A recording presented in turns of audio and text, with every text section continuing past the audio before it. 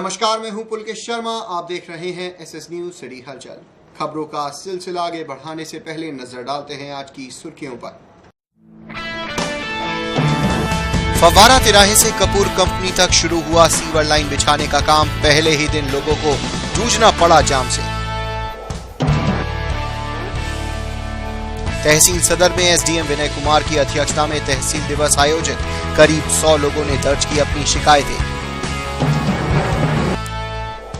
नवी वाहिनी पीएसी में चल रही 66वीं अंतरवाहिनी हॉकी प्रतियोगिता का हुआ समापन। पीएसी मध्य जोन की टीम बनी चैंपियन। मैनाठेर थाना क्षेत्र में सराफा व्यापारी से लाखों की लूट। पुलिस जांच में जुटी।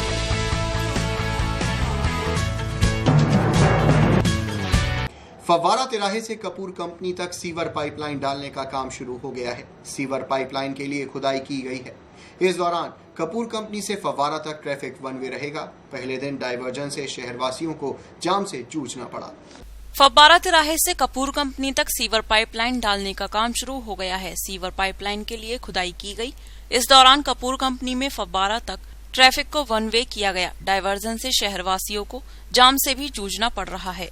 हाईवे पर सीवर लाइन के काम के चलते यातायात भी पूरी तरह प्रभावित हो रहा है। बड़े वाहनों का डायवर्जन किया गया है तो बसें भी बदले रास्ते से चल रही हैं। जवाहरलाल नेहरू अर्बन मिशन योजना के अंतर्गत 10 वर्ष पूर्व केंद्र सरकार के द्वारा भारत की नदियों को स्वच्छ करने के लिए, गंगा को स्वच्छ करने के लिए और जो उसके सराउंडिंग नदियां हैं उनको स्वच्छ करने के लिए सीवर लाइन डालने का प्रोग्राम उत्तर प्रदेश सरकार के द्वारा जल निगम को सौंपा गया था। जल निगम ने कार्यदायी संस्था L&T को यह कार्य सौंपा है। खेत का विषय है कि L&T कंपनी, जिसका सुपरविजन जल निगम के द्वारा कराया जा रहा है, उनके द्वारा कार्य की गति बहुत धीमी है। मानकों का वो बिल्कुल भी प्रयोग नहीं कर रहे हैं। सेफ्टी पॉइंट ऑफ व्यू से 3 वर्ष पूर्व 3 आदमी L&T कंपनी के द्वारा उन खोदी हुई सीवर लाइनों में चले गए। अकाल मृत्यु। मेरे बार बार कहने के बावजूद, बार बार उनको चेतावनी देने के बावजूद वो बिना उसके कार्यों को कर रहे हैं, जबकि शासनादेश में नियमों में स्पष्ट लिखा है कि 2 वर्ष तक उसका संरक्षण भी करेंगे जिस जगह से वो सड़क पर सीवर लाइन डाल रहे हैं। परंतु तमाम जगहों पे जहां पर इन्होंने सीवर लाइन डाली है, जल निगम के अधिकारियों के साथ मिली भगत करके उन्होंने उनके भुगतान प्राप्त कर लिए और सड़कों की दुर्दशा है जिसको का खमियाजा नगर निगम को उठाना पड़ रहा है। और मैंने लगातार 3 वर्षों में उनके द्वारा तोड़ी हुई प्रत्येक सड़कों की मरम्मत करा रहा हूँ और कराते कराते जनता की दिक्कतों को देखते हुए उन्हें और आगे भी उनकी मरम्मत करा रहा हूँ, जिनकी वो कोई भी सुनवाई नहीं कर रहे। क्या कहें जल निगम की इसमें कार्रवाई करी जाए। कार्रवाई के लिए कहा गया है, परंतु दुर्भाग्य से जो पूर्व में सरकार रही है उसका संरक्षण जल निगम का एक समाजवादी पार्टी की सरकार के द्वारा उनको मिला हुआ था, परंतु अब ऐसा नहीं होने दिया जाएगा। और जल निगम हो चाहे वो L&T हो, उनको चेतावनी दे दी गई है रिटिन में कि अगर वो मानकों के विपरीत कार्य करेंगे तो उनका पेमेंट भुगतान नहीं होने दिया जाएगा। अब तक लगातार का कहीं भी डायरेक्ट नगर निगम से कोई टाई अप नहीं है। नगर निगम की तो सड़कें हैं। आज जो ये हाईवे पे सड़कें वहां पर डाला जा रहा है सीवर, तो वो PWD ने उसके लोक निर्माण विभाग ने उसकी अनुमति दे दी, नगर निगम से ली नहीं गई। मरम्मत नगर निगम को करानी पड़ेगी बाद में। बिना अनुमति के कार्य के नहीं, अनुमति हमारे से नहीं ली गई है। अनुमति तो उसकी PWD विभाग ने दे दी। जन समस्याओं के जल्द निस्तारण को लेकर हर माह के पहले और तीसरे मंगलवार को तहसील समाधान दिवस आयोजित किया जाता है। इसी कड़ी में तहसील सदर के सभागार में एसडीएम सदर विनय कुमार की अध्यक्षता में तहसील दिवस का आयोजन किया गया, जिसमें 103 शिकायतें प्राप्त हुई, जबकि 2 का मौके पर ही निस्तारण कर दिया। जन समस्याओं के जल्द निस्तारण के लिए हर माह के पहले व तीसरे मंगलवार को तहसील समाधान दिवस का आयोजन किया जाता है। इसी कड़ी में तहसील सदर के सभागार में एसडीएम सदर विनय कुमार की अध्यक्षता में तहसील दिवस आयोजित किया गया, जिसमें लगभग 103 शिकायतें प्राप्त हुई, जबकि 2 शिकायतों का मौके पर ही निस्तारण कर दिया गया। शेष शिकायतों को संबंधित विभागों को भेज दिया गया और 1 सप्ताह में निस्तारण करने की बात कही। अब तक तो लगभग 50 शिकायतें प्राप्त हुई हैं। मुख्यतः शिकायतों का जो नेचर देखा जाए तो पैमाई से संबंधित शिकायतें सबसे ज़्यादा है। उसमें रोड की पैमाई से भी है, लेकिन ज़्यादातर शिकायतें लोगों ने अपनी ज़मीन की पैमाई से संबंधित की है। दूसरे पर शिकायतें सप्लाई विभाग की हैं, कुछ शिकायतें पुलिस विभाग से भी संबंधित हैं। क्या माने मतलब तहसील दिवस के बाद कितना लोगों को लाभ पहुँच रहा है आज के दिन? नहीं, देखिए, तहसील दिवस प्लेटफॉर्म एक बनाया है गया है कि जनता यहाँ सभी विभाग के अधिकारी होते हैं। कई बार समस्याएं ऐसी होती हैं जिसमें 2 विभागों की जरूरत होती है, इसलिए प्लेटफॉर्म एक मौका देता है कि हर विभाग के अधिकारियों की उपस्थिति में समस्याओं का बेहतर समाधान और निस्तारण किया जा सके। सर, आज जो तहसील दिवस आए सभी अधिकारी उपस्थित रहे? जी हाँ, सभी उपस्थित हैं। जी, कितनी शिकायत मौके पे 2 का निस्तारण हुआ है। क्या कहना चाहेंगे, जनता से तहसील दिवस आयोजित हो रहा है उसके बाद में लोग परेशान हैं? नहीं, तो लोग आए, ये प्लेटफॉर्म बनाया गया उनकी परेशानी को सॉल्व करने के लिए आए, अपनी बात यहाँ रखें। कई बार ये होता है कि कुछ चीज़ें नियम कानून में दिया गया उसका तरीका, जैसे पैमाइश को ही लेके लोगों को ये गलतफहमी है। अगर वो संक्रमणीय भूमिदर है और उसकी ज़मीन का रकबा कम है तो नियमानुसार वो ठियाबंदी कराएगा, तब उसका रकबा पूरा किया जा सकता है। लेकिन कई बार लोग उसकी भी शिकायतें लेके आते हैं, यद्यपि उसमें प्रयास किया जाता है कि सहमति से पैमाइश हो जाए, लेकिन सहमति नहीं बन पाती है तो उनको वो तरीका बताया जाता है कि आप ठियाबंदी इसमें कराइए, ये तरीका है, उसके तहत आपकी समस्या का निस्तारण। इस मौके पर सीओ सिविल लाइंस रहीश अख्तर, बीडीओ सदर, नायब तहसीलदार न्यायिक आदि तमाम विभागों के अधिकारी उपस्थित रहे। Govind Pal, SS news, Moradabad.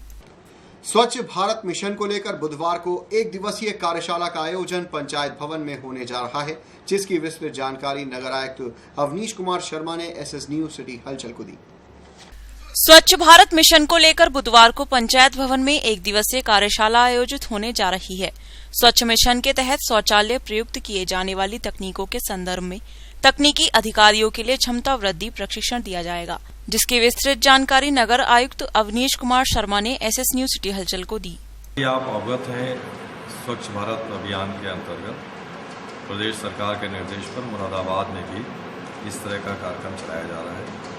हमारे यहाँ नगर निगम में कुल 70 वार्ड हैं। 70 में से 10 वार्ड ऐसे हैं जिनमें कि अभी भी खुले में शौच की प्रथा वर्तमान है। ऐसे हमारे 989 व्यक्ति चिन्हित किए गए हैं जिनके परिवारों में अभी उनके पारिवारिक सदस्य खुले में शौच के लिए जाते हैं। तो इन चिन्हित लोगों को इस प्रथा से, इस आदत से बाहर निकालना है। इसके लिए कल एक बैठक भी आहूत की जा रही है और मैं सभी नागरिकों से ये अपील करूँगा कि कल पंचायत भवन में ये बैठक शाम 4 बजे होगी और इसमें मंडलायुक्त महोदय इसकी अध्यक्षता करेंगे। एक बाहर से हमारे वक्ता जी आ रहे हैं, श्री प्रदीप मिश्रा जी। वो ओडीएफ के क्षेत्र में काफ़ी काम कर चुके हैं, अंतर्राष्ट्रीय स्तर पर भी उनका नाम है, तो वो अपने अनुभव से कुछ बताएंगे। तो मैं सबसे अपील करूंगा कि इस अभियान में जुड़ें और कल हमारी जो बैठक है शाम को 4 बजे पंचायत भवन में सिविल लाइंस में, उस बैठक में अधिक से अधिक संख्या में आकर के इस अभियान से जुड़ें और अपने शहर को ये खुले में शौच की कुप्रथा से मुक्ति दिलाएं। नगर निगम विभाग द्वारा शौचालय कुछ बनाए जाएंगे शहर में, ऐसा कोई उम्मीद थी? देखिए, जो 989 ये चिन्हित हमारे परिवार हैं, इनको तो शौचालय हम बनवा ही रहे हैं और इसके अलावा जो हमारे और बहुत शौचालय हैं, बहुत से ऐसे कम्युनिटी शौचालय हैं जहाँ पर कि नालों में सीधे मल बहाया जा रहा है, तो उन शौचालयों को हम रिप्लेस कर रहे हैं और अब हम ऐसे कम्युनिटी शौचालय बना रहे हैं जो कि पूरी तरह से पर्यावरण मित्र के रूप में। आज अभी 12 स्थानों में हमने प्याऊ की व्यवस्था की है, इसकी सूची भी अभी हमने पत्रकार बंधुओं को दी है। तो मैं समझता हूं कि अगर हमारे पास और भी कहीं से मांग आएगी तो हम वहां पर। सोमवार की शाम 66वीं अंतरवाहिनी हॉकी प्रतियोगिता का समापन हो गया है, जिसमें पीएसी मध्य जोन की टीम चैंपियन बनी। 5 दिवसीय 66वीं अंतर्वाहिनी पीएससी की हॉकी प्रतियोगिता का समापन हो गया, जिसमें जोन की 12 टीमों ने प्रतिभाग किया। फाइनल मुकाबला पूर्वी जोन और मध्य जोन के बीच खेला गया, जिसमें मध्य जोन की टीम चैंपियन बनी।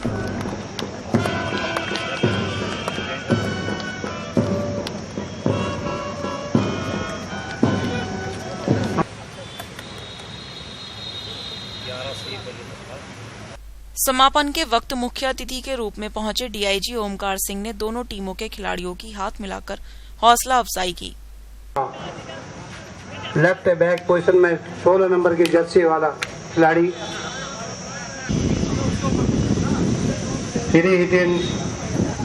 ईस्टर्न जोन के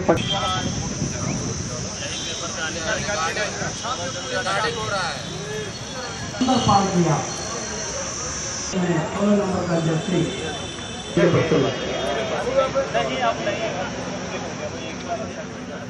सेंटर हाथ पर पास किया साथी खिलाड़ी को लेफ्ट आउट में 15 नंबर खिलाड़ी को पास किया।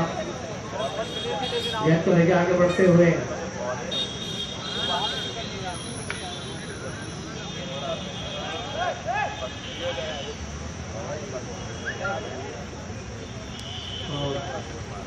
राइट हाथ में पास किया, फिर सेंटर हाथ 2 नंबर जर्सी।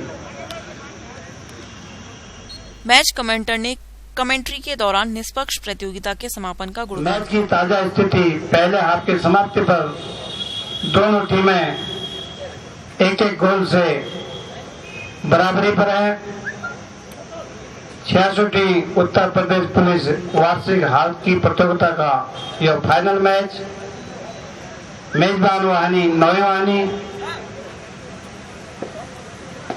सभी टीमों ने पूर्ण खेल भावना का परिचय देते हुए समर्पण भाव से जोश और जज्बे के साथ इस टूर्नामेंट में भाग लिया। मंगलवार को उत्तर प्रदेश उद्योग व्यापार मंडल के बैनर तले व्यापारियों ने कलात्मक बर्तन एवं कुटीर उद्योग की टैक्स की दरें कम करने और घंटी पूजा की सामग्री को कर मुक्त किए जाने को लेकर कलेक्ट्रेट पर जोरदार प्रदर्शन किया। साथ ही एक ज्ञापन जिलाधिकारी के माध्यम से वित्त मंत्री भारत सरकार को भेजा। मंगलवार को उत्तर प्रदेश व्यापार मंडल के प्रांतीय उपाध्यक्ष एवं महानगर अध्यक्ष के नेतृत्व में व्यापारियों ने मुरादाबाद का कलात्मक बर्तन एवं कुटीर उद्योग की टैक्स की दरें कम करने व घंटियां व पूजा के सामान को कर मुक्त करने को लेकर कलेक्ट्रेट पर प्रदर्शन किया। साथ ही 5 सूत्रीय मांगों का ज्ञापन जिलाधिकारी के माध्यम से वित्त मंत्री भारत सरकार को भेजा। वहीं प्रांतीय उपाध्यक्ष एवं महानगर अध्यक्ष अजय अग्रवाल ने कहा कि पूजा घंटी सेल टैक्स एवं वैट टैक्स में कर मुक्त था, जिस पर अब टैक्स लगाया जा रहा है, जिसको जीएसटी में कर मुक्त किया जाए। हमारी मांग है जो केंद्र सरकार जीएसटी का कानून हम लोगों पर थोपने जा रही है, उसमें बहुत कमियां हैं। पूजा के बर्तनों पर 28% टैक्स लगा दिया है, जो कि पहले वैट में और सेल टैक्स के अंदर कर मुक्त था, इसको कर मुक्त किया जाए। जो व्यापारी की बिक्री 20 लाख रुपए तक की सीमा रखी गई है, उसको 1 करोड़ रुपए किया जाए। कच्चे माल को कर मुक्त किया जाए। बेबिल की व्यवस्था समाप्त हो, क्योंकि हमारा अधिकांश व्यापारी पढ़ा लिखा नहीं है, और ये जो 50,000 की इन्होंने सीमा रखी है, कम से कम 1 करोड़ रुपए की जाए। इस मौके पर मंडल अध्यक्ष विपिन गुप्ता, मंडल महामंत्री विपुल अग्रवाल, रवि अग्रवाल आदि व्यापारी उपस्थित रहे। Govind Pal, SS news, Moradabad. मंगलवार को सिविल लाइन स्थित शहनाई मंडप में जीएसटी अवेयरनेस सेमिनार एवं पंजीयन माइग्रेशन सेमिनार का आयोजन किया गया, जिसमें भारी संख्या में व्यापारी मौजूद रहे। मंगलवार को मुरादाबाद में जीएसटी पोर्टल पर माइग्रेशन की जानकारी व प्रशिक्षण हेतु सिविल लाइंस स्थित शहनाई मंडप पर एक सेमिनार का आयोजन किया गया, जिसमें भारी संख्या में व्यापारी बंधु उपस्थित रहे, जिनको जीएसटी पोर्टल पर माइग्रेशन की जानकारी तथा जीएसटी कर प्रणाली से संबंधित शंकाओं का समाधान किया गया। इस मौके पर हिमांशु वर्मा, डिप्टी कमिश्नर के साथ दीपा सागर, प्रियंका शर्मा, वाणिज्य कर अधिकारी व कर्मचारीगण मौजूद रहे। अगर आप सारे डिपार्टमेंट को व्यापारी कंसीडर करें तो उस पे जो टोटल टैक्स है ना, वो 28-30% तक पहुंच जाता है। जो टोटल टैक्स उस पे लगता है ना, सभी डिपार्टमेंट में देके आता है, वो 28 से 30% पहुंच जाता है। तो अगर आप एक जगह पे आप टैक्स दोगे, वो भी आपका मैक्सिमम टैक्स है 28%, बाकी टैक्स रेट उससे कम है, और उसका भी आपको आईटीसी के रूप में लाभ मिलेगा। तो ऐसा नहीं है कि आप जो लोग 14.5% जो 28% हो गया, आप ये देखो कि आप सेंट्रल एक्साइज का जो एक्साइज ड्यूटी पेड गुड्स आता था, वो एक्साइज पेड गुड्स नहीं आएगा, उस पर एक्साइज ड्यूटी लग के नहीं आएगी। परिवहन निगम द्वारा जन सुविधाओं को ध्यान में रखकर यात्रियों के लिए रास्ते में जगह जगह ढाबों पर रुकने की व्यवस्था की गई है। साथ ही आरएम अतुल कुमार जैन ने बताया कि बस अड्डे पर यात्रियों के लिए बिजली, पानी आदि की व्यवस्था भी सुचारू है। कुछ बसों के अनाधिकृत ढाबों पर रुकने की शिकायत मिलने पर कार्यवाही भी की जाएगी। इस विषय पर अधिक जानकारी आरएम अतुल कुमार जैन ने एसएस न्यूज सिटी हलचल को दी। यात्रियों की सुविधा के लिए हम लोग के यहाँ यह है कि बस अड्डे पे बिजली, पानी, जन सुविधाएँ उपलब्ध हों। उसके अतिरिक्त रास्ते में मान लीजिए 4 घंटे 5 घंटे का सफ़र होता है, तो रास्ते में भी यात्रियों को जन सुविधाओं की या कुछ खाने पीने की आवश्यकता होती है, तो जगह जगह परिवहन निगम ने कुछ ढाबे अधिकृत किए हैं, जिससे कि यात्रियों को साफ सफाई और गुणवत्ता का खाने पीने का सामान उचित मूल्य में मिले। बीच में कुछ शिकायतें इस प्रकार की आई थी कि कुछ चालक परिचालक अपनी मर्जी से अनाधिकृत ढाबों पर बसें रोक लेते हैं। तो कल इसकी चेकिंग कराई गई, तो कुल मुरादाबाद और निकटवर्ती क्षेत्रों की कुल 4 बसें ऐसी पाई गई जो कि अनाधिकृत ढाबों पर रुकी थी। उनकी रिपोर्ट मंगाई जा रही है और संबंधित डिपोज को कार्रवाई के लिए भेजी जाएगी।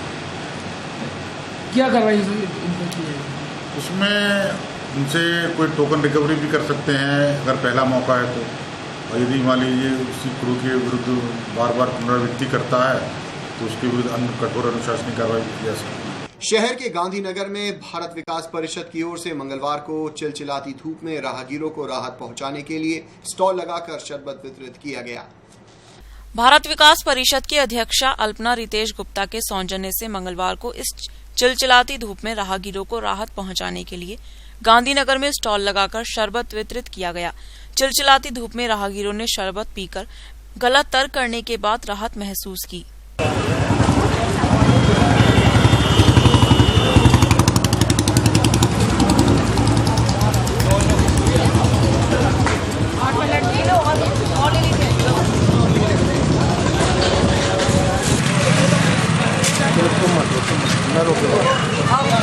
परिषद की अध्यक्षा अल्पना रितेश गुप्ता ने कहा कि इस ठंडे शरबत वितरण के सेवा कार्य का उद्देश्य गर्मी में राह चलते लोगों को गर्मी से थोड़ी राहत देना है। भारत विकास परिषद महिला शाखा राजना की तरफ से एक सेवा कार्य किया गया है, शरबत वितरण। क्या उद्देश्य है इसका? उद्देश्य है शहरवासियों को जो इस समय गर्मी पड़ रही है, 48 डिग्री जो सेंटीग्रेड पारा है, उस गर्मी से थोड़ी राहत देने के लिए शरबत वितरण का आयोजन किया गया। और लोगों से क्या कहना चाहिए? मैं और लोगों से भी यही अपील करती हूँ कि इसी तरह के राहत कार्य जगह जगह लगाकर शहरवासियों को और अपने गरीब लोगों को, गरीब बंधुओं को इससे राहत पहुँचाएं और उनकी इस कार्य में हम हर मदद करने के लिए तैयार हैं और हर संभव प्रयास करेंगे कि 15 दिन बाद हम भी ये भारत विकास परिषद की तरफ से ये सेवा कार्य करते रहें। इस मौके पर अंशु गुप्ता, वर्षा अग्रवाल, निधि गोयल आदि भारत विकास परिषद की सदस्याएं मौजूद रहीं। Govind Pal, SS news, Moradabad. Katghar police को एक बड़ी सफलता हाथ लगी है, जिसमें पुलिस ने भारी मात्रा में ई कचरा कब्जे में लिया है। साथ ही 4 लोगों के खिलाफ कानूनी कार्यवाही भी की है। विगत काफी समय से कटघर पुलिस को करुला क्षेत्र में ई कचरे के जलने की सूचना मिल रही थी। इसी को लेकर मुखबिर की सूचना पर पुलिस ने दबिश देकर ई कचरे से भरी यूपी 21 AN 4426 को कब्जे में लिया है। साथ ही 4 लोगों को गिरफ्तार कर जेल भेज दिया है। CO चक्रपाणी त्रिपाठी ने बताया कि ई कचरे के खिलाफ यह अभियान आगे भी जारी रहेगा। ये दिनांक 4/6/17 को कटघर थाना क्षेत्र के 10 सराय चौकी के अंतर्गत ई कचरे के एक वाहन को पकड़ा गया, जिस पे मुकदमा अपराध संख्या 513/17 IPC एवं 3/8 कूड़ा कचरा अधिनियम के अंतर्गत पंजीकृत किया गया। इस गाड़ी के साथ 4 अभियुक्तों को पकड़ा गया है, जिनके विरुद्ध विधिक कार्रवाई की जा रही है। अच्छा, ये अभियान आगे भी जारी रहेगा? हाँ, निश्चित रूप से आगे भी जारी। सोमवार की शाम मैनाठेर थाना क्षेत्र में उस वक्त हड़कंप मच गया जब नकाबपोश बदमाशों ने सर्राफा से लाखों रुपए की लूट की घटना को अंजाम दिया। पुलिस ने मौका मुआयना कर फरार बदमाशों की तलाश शुरू कर दी है।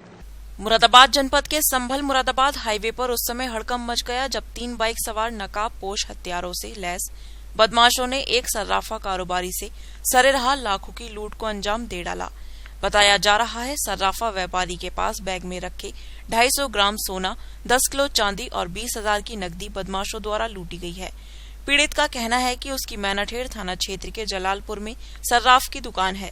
वह अपनी दुकान बंद करके अपने घर रतनपुर जा रहा था, तभी हाईवे के किनारे घात लगाए बैठे बदमाशों ने व्यापारी पर हमला बोल दिया और लाखों रुपए की लूट को अंजाम दे डाला। लूट का विरोध करने पर गुस्साए हथियारबंद बदमाशों ने व्यापारी को पीट पीट कर लहूलुहान कर दिया और मौके से फरार हो गए। बताया जा रहा है व्यापारी व बदमाशों के बीच हुई छीना झपटी में एक बदमाश का चेहरे पर से नकाब हट गया था, जिसकी सर्राफ व्यापारी ने पहचान कर ली थी, जिसको धरपकड़ के बाद पुलिस ने गिरफ्तार कर लिया है। पुलिस का कहना है कि पूरे मामले की जांच की जा रही है। जल्द ही अन्य बदमाशों की गिरफ्तारी की जाएगी। फिलहाल मैनाठेड़ थाना क्षेत्र में बढ़ती लूट की वारदातों से लोगों में दहशत का माहौल है। लोग अपने आप को असुरक्षित मान रहे हैं। भाई हमारा दुकान बंद करके आ रहा था वहाँ से लालपुर से, तो सराय रुस्तम सराय से थोड़ा आगे चले थे 1 किलोमीटर, तभी रास्ते में 3 आदमी खड़े हुए थे एजर गाड़ी पे। सामने से उन्होंने गाड़ी आकर खड़ी कर दी और छूट उन्होंने डंडों से मारना चालू कर दिया। उनके हेलमेट भी तोड़ दिया उनका। देखिए हेलमेट भी है, देखो हेलमेट भी तोड़ दिया, उनकी चोट लगी हुई है, मेडिकल के ले गए। सामान सब रुपये का सामान। किसी को पुलिस ने गिरफ्तार किया जी? किसी को गिरफ्तार किया है? हाँ, एक आदमी को लेकर के आए हैं पुलिस वाले। ना मैनाठेड़ में एक लालपुर हमीर गांव पड़ता है, यहाँ की घटना है। यहाँ एक गांव देहात में एक ज्वेलर है जिसका नाम मोहम्मद याकूब है, उसके साथ ही घटना हुई। वो शाम को 6 बजे अपने लालपुर हमीर गांव से, जहाँ इसकी दुकान है सर्राफी की, वहाँ से रतनपुर कला जा रहा था। रास्ते में 3 लोगों ने घात लगा के जो बैठे हुए थे, उन्होंने इसके साथ लूट की घटना की और इसमें इसके साथ हमला भी किया, चोट भी आई, जिसको ट्रीटमेंट के लिए हमने भेज दिया। इसके पास लगभग 300 ग्राम सोना और 8 kg लगभग चांदी और 20,000 रुपये कैश थे, जिसे लूटा गया है। उस जद्दोजहद में एक व्यक्ति का नकाब खुल गया था, जिसकी इसने शनाख्त कर ली। पुलिस ने तत्काल घेराबंदी करके एक व्यक्ति की गिरफ्तारी कर ली है। शेष की गिरफ्तारी के लिए टीमें गई हुई हैं। जल्दी हम केस का खुलासा करें। सोमवार की रात नागफनी थाना क्षेत्र में पुरानी रंजिश के चलते दबंगों ने घर में घुसकर तोड़फोड़ की, साथ ही महिलाओं से बदसलूकी भी की। घर में घुसकर दबंगों द्वारा तोड़फोड़ की ये घटना नागफनी थाना क्षेत्र स्थित चौकी हसन खां की है। दरअसल यहां आलम परिवार सहित रहता है। बीती रात उसके घर में घुसकर कुछ लोगों ने तोड़फोड़ की घटना को अंजाम दिया। आलम की पत्नी का कहना है कि उसके पति पहले सट्टे का काम करते थे, जो काफी पहले इस काम को बंद कर चुके हैं। इसी रंजिश को लेकर जमाल नामक युवक ने अपने साथियों के साथ मिलकर घर में तोड़फोड़ की घटना को अंजाम दिया है। पीड़ित परिवार ने घटना की सूचना पुलिस को दे दी। हम सब बैठे बैठे तरावियों को जा रहे थे नमाज को। वो हमारे घर के किवाड़ बजाए, जमाल भाई थे और 8-10 जन उनके साथ थे। ये नहीं पता पुलिस वाले थे या बदमाश थे। बदतमीजी करने लगे, हमने किवाड़ खोल दिया, सब हमारा सामान फेंक दिया। हमारे थोड़े से पैसे रखे थे बच्चों के जोड़े, वो भी ले गए। जमाल कौन है? ये तो हम भी नहीं जानते नाम। जमाल कौन है? बस नाम ही नाम सुना। पता चला कि जमाल है कोई? हमारे हस्बैंड कह रहे थे, बोले कोई आ सकता है। अच्छा, क्यों कह रहे थे? मतलब वो कह रहे थे उनके पीछे पड़ा हुआ वो। अच्छा, क्यों पड़ा हुआ पीछे? हमारे आदमी सट्टा करे थे। अच्छा। पहले अब तो 1.5 महीने पहले सट्टा बंद हो गया। अच्छा। फिर भी दुश्मन पीछे पड़े हुए हैं। पुलिस वालों ने सख्ती करी, हमने काम बंद कर दिया। अभी बताइए, हम रोजा अफ्तार के बैठे थे, नमाज तरावी को जा रहे थे, इतनी बदतमीजी करी। लेडीज तक कोई इतनी बदतमीजी करता है? हमारी बच्ची की तो खुद इतनी तबीयत खराब है। किस बात पर करी, क्यों करी? मतलब इनको पूछ रहे थे हमारे हस्बैंड को आलम का, हमने उनको बताया नहीं। ये कह रहे थे बताओ आलम का। हमने कहा क्या काम है आपको आलम से, आप ही बताइए। हमने नहीं बताया तो हमारे साथ बदतमीजी करने लगे, गाली बकने लगे। अच्छा, कोई पैसे वैसे की मांग रखी? नहीं, मांग नहीं रखी। फिलहाल सेफ में हम घुस ही रहे, सेफ खुल भी थी हमारी, सेफ में घुस गए वो। तो क्या ले गए? 2500, 2700 रुपए थे, वो सब ले गए हमारे। और कोई नुकसान हुआ, टूट-फूट हुई? हाँ, ये सब टूट-फूट पड़ी तो है आपके सामने। अब ये तो हमें पता नहीं, कप वगैरह थे, बर्तन वगैरह थे, सब हम ईद की शॉपिंग कर ला रहे थे, सब ना नुकसान हुआ हमारा। ठीक है। हमारी बच्ची की कितनी तबीयत खराब है, वो लोग उनकी मंशा क्या है, क्या चाहते हैं आपसे? आप ये बात तो उनसे ही पूछिए भाई साहब, हम तो अपने घर बैठे, हमें तो कुछ नहीं पता। ये तो ऐसे थोड़ा कुछ किसी को कोई कहेगा तो हम चले भी जाएंगे, तो कोई मनाई दी। हम तो बिल्कुल सीधे दिल हैं। कोई क्यों करेगा? परेशानी तो तुमको पड़ी है। पहली बार आए हैं वो, हमारे वहाँ सब लेडीज डर गई। अगर कोई आदमी होता तो वो कर लेता है एडजस्ट। अब औरतें कहाँ जाएंगी? जमाल कौन है? पुलिस वाले हैं, बदमाश है? मुखबिर है, जमाल मुखबिर है, पुलिस वाला नहीं है। पुलिस वाले ऐसी हरकतें करते हैं, लेडीज बदतमीजी करते हैं, गाली बकते हैं। ये बताइए, मुखबिर है वो। विगत रविवार की रात सिविल लाइंस थाना क्षेत्र में ससुरालियों के उत्पीड़न से परेशान होकर एक युवक ने खुद को आग के हवाले कर दिया। परिजनों ने उसे इलाज के लिए एक निजी अस्पताल में भर्ती कराया है। ससुरालियों के उत्पीड़न से परेशान होकर युवक द्वारा खुद को आग लगाने की ये घटना सिविल लाइंस थाना क्षेत्र स्थित काजीपुरा की है। दरअसल यहाँ के रहने वाले कदीर के बेटे जफर अली की शादी भोजपुर निवासी शाकिर की बेटी मैसर जहां के साथ हुई थी। शादी के बाद से ही पत्नी मैसर जहां मायके में रह रही है। विगत 3 दिन पूर्व जफर अली पत्नी को बुलाने गया। उसी दौरान ससुरालियों ने उसके साथ मारपीट की घटना को अंजाम दिया और फर्जी केस में फंसाने की धमकी दी।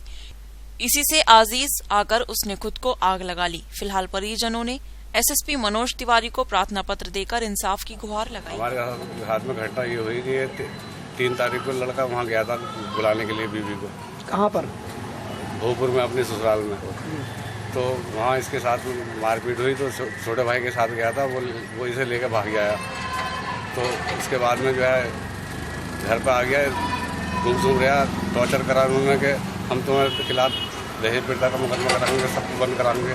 तो दिन भर गुमसुम रहा है और रात में जो है पेट्रोल छिड़क के जो है इनने आग लगा ली। तो अब आप उनके खिलाफ कोई कार्रवाई करेंगे ससुरालियों के खिलाफ? हाँ, वो कार्रवाई तो करेंगे सर। आज किसे प्रार्थना पत्र दिया आपने? आज हमने दिया एसएसपी के साहब के ऑफिस में दिया था। क्या कहा उन्होंने? उन्होंने साइन करके सिविल लाइन थाने में भेज दिया। जिला कृषि विकास एवं सांस्कृतिक प्रदर्शनी में जिगर मंच पर विश्व पर्यावरण दिवस के अवसर पर रामगंगा संरक्षण एवं पर्यावरण सांस्कृतिक संध्या का आयोजन किया गया, जिसमें फिल्म और नाटिका के माध्यम से पर्यावरण संरक्षण का संदेश दिया गया। कार्यक्रम का शुभारंभ स्वच्छ भारत मिशन पर निर्मित लघु फिल्म एक कोशिश से किया गया, जिसमें क्षेत्र और आसपास स्वच्छता रखने और पर्यावरण संरक्षित करने के लिए प्रेरित किया गया। इसके बाद कलाकारों ने नृत्य एवं गीतों की प्रस्तुति कर भरपूर मनोरंजन किया।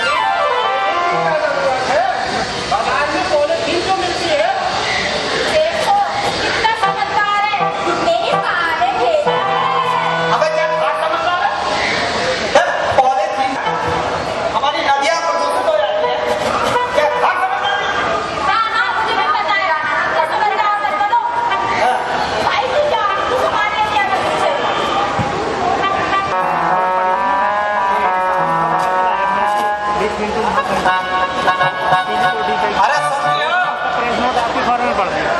अरे भैया कहाँ मत आती है ये मैंने अभी देखा।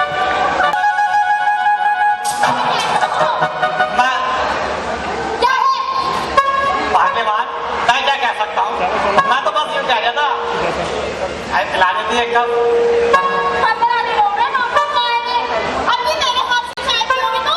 अरे भाग्यवान तुम्हारे हाथ की चाय की तो बात ही अलग है। मेरे हाथ की चाय तो कितनी अच्छी लगती है। सच में? अरे बहुत बढ़िया।